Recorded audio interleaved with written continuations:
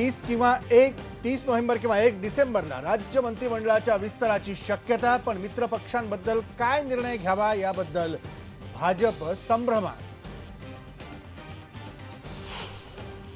नेहमी यांना सांगतो, किती वेळा सांगितलं मी कोणाला घेऊन येऊ नका म्हणून. तुम्हाला जे भेटायचं मी जिकडे भेटायला येईन तिकडे येऊन भेटा मला. विमानतळावरती, रेल्वे स्टेशनवरती, तिथे लोकांना त्याचा त्रास होतो. विधानसभा निवडणुकीनंतर पहिल्यांदाच औरंगाबादमध्ये गेलेल्या राज ठाकरेंचं थंड स्वागत. कार्यकर्त्यांची अगदीच तुरळक गर्दी. राज ठाकरे म्हणतात, मीच कार्यकर्त्यांना येऊ नका म्हणून सांगितलं.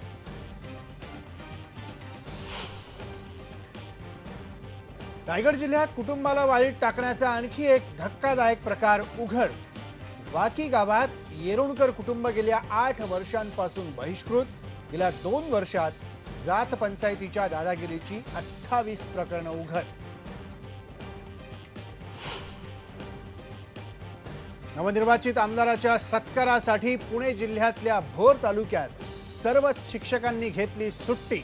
तालुक्यातल्या 100हून जास्त शाळा बंद.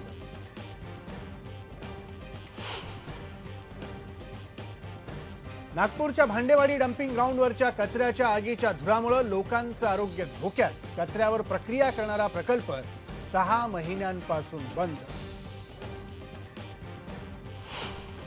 आज दुर्भाग्य आहे, त्या राज्याचे मुख्यमंत्री गृह खातं त्यांच्याकडे असताना ते आज इथे जे पोलीस जिमखान्याला मेमोरियल निर्माण करण्यात आलं आहे, इथे या शहीदांना श्रद्धांजली देण्यासाठी त्यांच्याकडे वेळ नाही. 26/11च्या शहीदांना मुख्यमंत्र्यांनी फक्त ट्विटरवरून श्रद्धांजली वाहिल्यानं राष्ट्रवादीनं केली आगपाखड.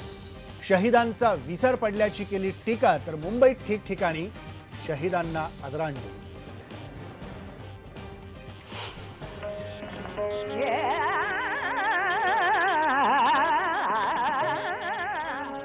कैसे पाऊं जैसे जोगिया